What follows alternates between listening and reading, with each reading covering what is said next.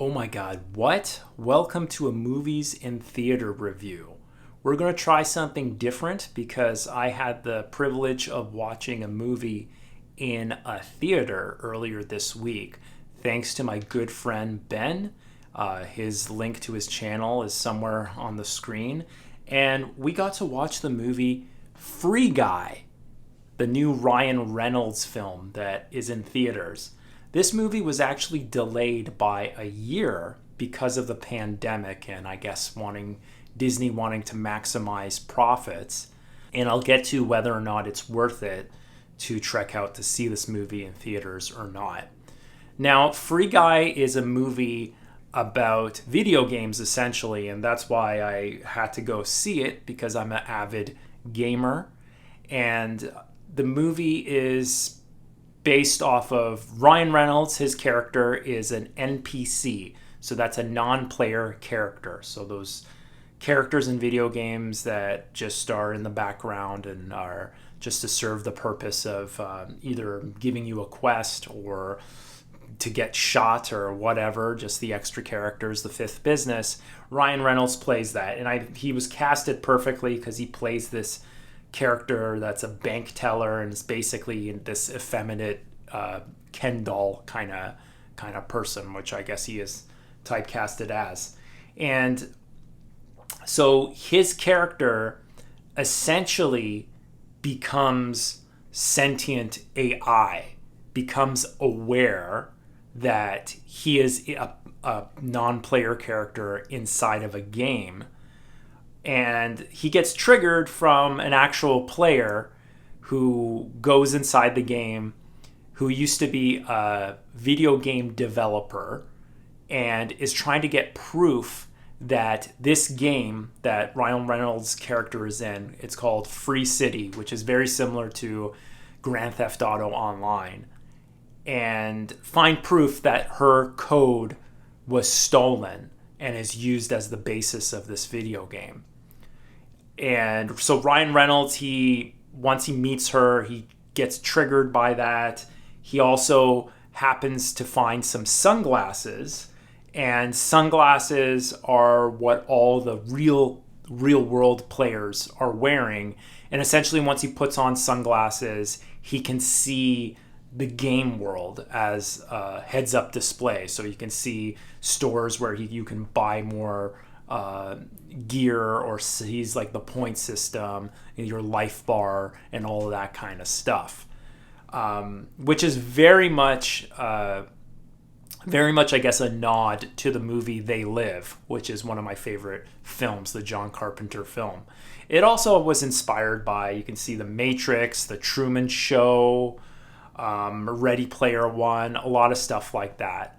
Another character is the partner of that game developer who works for the Free City company, the bigger game development company that creates this popular multiplayer RPG or action game, I guess. And he's also working from the inside. And the owner of the company, the person that stole the code, is Taika Waititi, played by Taika Waititi, the famous Maori New Zealand, I guess, director, writer, and actor, which was a pleasant surprise. And I guess it makes sense because this film was written and sold initially to 20th Century Fox before the Disney acquisition of Fox. And you can tell that because there's a lot of like cameos from actors and a lot of references from other Disney IPs. So there's references to the Marvel universe in that film, and there's also references to Star Wars in the movie. So it's very much postmodern AF, this film. So if you like stuff like Ready Player One and I guess millennials going in and seeing all these references to stuff they like are in there. There was also many cameos by famous YouTubers and Twitch streamers. Some of them I honestly didn't know. I guess it's just not my generation, but I guess like Ninja's in there, Pokimane, Jacksepticeye, and some other people. That other guy that plays the other I guess, game developer who got his code stolen. He's played by an actor that was in the movie Spree. I don't know if you ever heard of that. That was a movie about this guy using social media and then going on a murder spree, pretending he's kind of like a Uber driver. So that was interesting. It's a lot of people I've just passed my time, but a lot of old timers are in there too. Like Ryan Reynolds, I felt for him whenever there was a close up. You could see the salt and pepper in his beard, and I'm like, yeah, you honor that stuff. Right on, brother. Shannon Tatum is in the movie. There's a good cameo from him. He's pretty funny in that film. Does some funny stuff. He does your favorite Fortnite dances and whatnot, which are, I guess, appropriate for him being a dancer.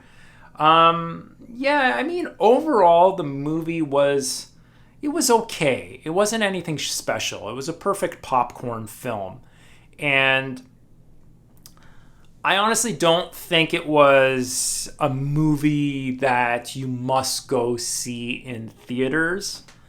I'm sure everyone's going to see Paw Patrol with their kids right now, but it was definitely a decent movie. I give the movie a confident 7 out of 10.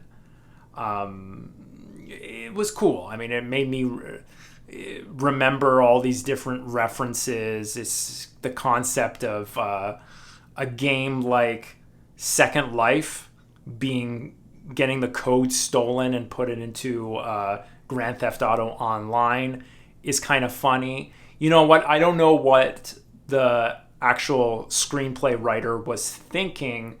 There was a lot of interesting stuff that you could pull together from it. Thinking that, well, Second Life is this MMO that we've all studied. If you ever studied a class about video games, a lot of early academic studying on these massive multiplayer worlds with economies was based off of research on this game called Second Life.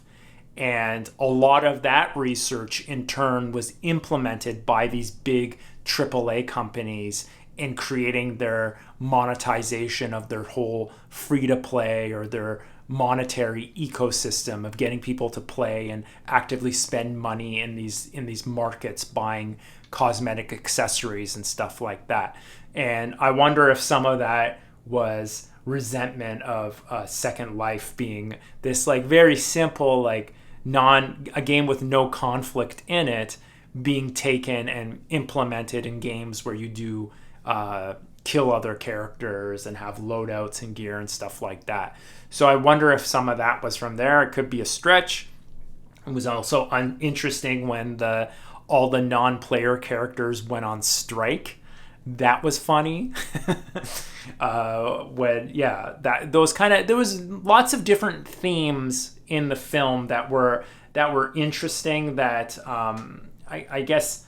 I don't know. You could you didn't want to. I don't want to read too much into them because it could have been just a coincidence. But I don't know. It was an interesting film to see, but I would not recommend that you run out to theaters to see this movie. Maybe on a Tuesday if you got nothing else to do, or you can just wait until the end of September and it'll be on streaming services.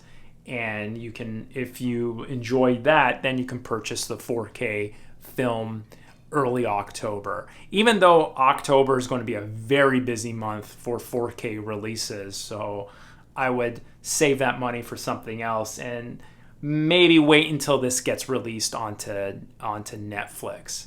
But overall, I would say that Free Guy was a solid 7 out of 10. I hope you enjoyed this review. Let me know if you want to see more reviews about the movie theaters. I hope to go to the cinema a little bit more the fall to catch a bunch of movies that are coming. I'm kind of excited. There's a lot of good movies coming out.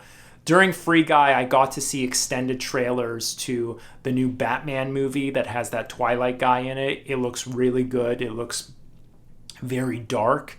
I got to see an extended trailer to Ghostbusters Afterlife, which I'm excited to see. I'm a big Ghostbusters fan. There was one more. Also, there was a trailer to the Kingsman service prequel film. And I haven't seen that series. I haven't seen the Kingsman. So let me know in the comments if the Kingsman is a series worth watching. Maybe I can snag the 4K releases to that to review. Because the preview looked really good. For an action movie, it looked really, really good. So there's a lot of stuff coming to movie theaters in the fall that I'm excited to watch, as well as a lot of good 4K releases. So don't forget to subscribe, hit that notification bell. We've got a lot of good stuff coming for you. And I hope you have a great weekend. I appreciate you.